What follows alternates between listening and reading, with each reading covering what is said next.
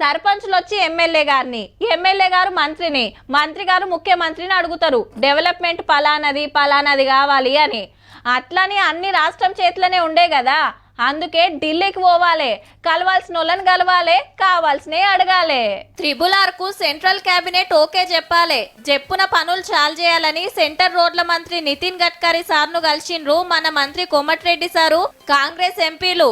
అట్లనే హైదరాబాద్ విజయవాడ 6 లైన్ల రోడ్కు టెండర్లు, శ్రీశైలం ఎలివేటెడ్ కారిడార్ పనులు రువ్వడిగా చేయాలని కోరిండ్రు. దాదాపు 1000 కోట్ల రూపాయలు విలువ చేసే రోడ్ ఓవర్ బ్రిడ్జెస్ శాంక్షన్ చేయడం జరిగింది. ఈడికెళ్లి పోయి గాలి మోటార్ల మంత్రి రామ్మోహన్ నాయుడు సార్ను కలిసిండ్రు. వరంగల్ ఎయిర్పోర్ట్ కు భూములు ఇస్తానికి రైతులు రెడీగా ఉన్నారని చెప్తే, అట్లయితే 2.5 ఏళ్లల్లా గాలి మోటార్ ఎగరేటట్టు చేస్తామని మాటిచ్చిండు. అలాగే పెద్దపల్లి ఎంపీ గారు వంశీకృష్ణ గారు గతంలో రిప్రజెంట్ ఇచ్చిన రామగుండం దగ్గర ఎయిర్పోర్ట్ సంబంధించి దాన్ని కూడా పరిశీలించాలని. ఒక్కనాడే అటు రోడ్ల పనులు, ఇటు ఎయిర్పోర్ట్ల పనులు అరుచుకున్నట్టు.